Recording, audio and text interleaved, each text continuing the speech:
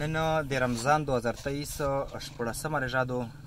پسر یې لاس د رحم تیر کړی یتیم ما ژړوئ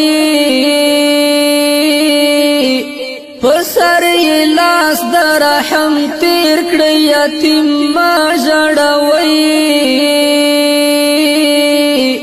د مینې غېږ نه چاپېر کړی یتیم ما ژړوئ د مینې غېږ نه چاپېر کړی یتیم ما ژړوئ پلار یې شهید له خاورو لاندې دی اسرا نه لري پلار یې شهید له خاورو لاندې دی اسرا نه لري السلام علیکم قدرمن اوریدونکي کې نن روغلایا دمره لري سیمې تقریبا د بالکل د غره لمن دو په دا غره لمن شي چې کوم ماشینونه استېږي د دغه مور تقریبا 9 مهینې 10 مهینې 11 مهینې کېږي تقریبا چې وفات تو نو د هغه وخت نه میږي الحمدلله کفالات کی د یو ورور او دغه د فیملی طرف نه چې د لاهور دی ډاکټر صاحب دی نو تاسو په آس پاس کې چې یتیمون وي د هغې کفالات کوي تاسو ته پته ده د حدیث عمر اورېدلی وي چې د یتیم کفالت کړلی وله خلک چې کوم دي دا د نبي کریم صلی الله علیه و وسلم سره په جنات چې د ګوتې غوندې وي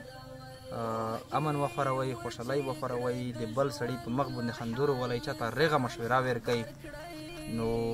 همیشه دا سوچ وکړئ چې تو د لوس د بدن د ژبې نه د عادت نه د عمل نه او د خبرې نه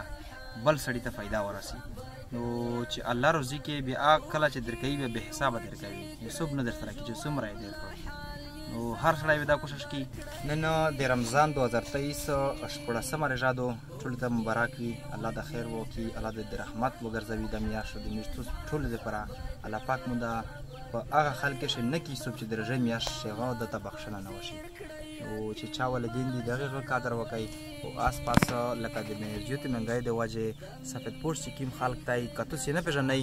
هر هغه سړی چې دی په رژې حالات شي هغه به بټۍ شي مزدیرا کي هر هغه سړی چې دی د رژې په حالات شي هغه د لوسو ګړۍ چلوي نو دا خلک اصل شي حقدوري دي د بیک مانګنے والے چې کوم دي چې کوم څوک بیک وړي نو دا د میشتو مذهب غمانې کړي دي دغه ته ډېره مله کوشش کوي چې ما ورکوئ خلیل اوسي ما ګډوئ خو داسې کاس چې په روټین باندې شورېږي هغه ته بالکل ما ورکوئ او دا پیسې مثال دغه د لوسه د میشتوس چې معاشره شي کوم خپل سفید پوش خال دی هغه د میشتوس نه د نظیر نه پرې وځي ورې پورې لګیا دی نو میش کوشش کوي چې دا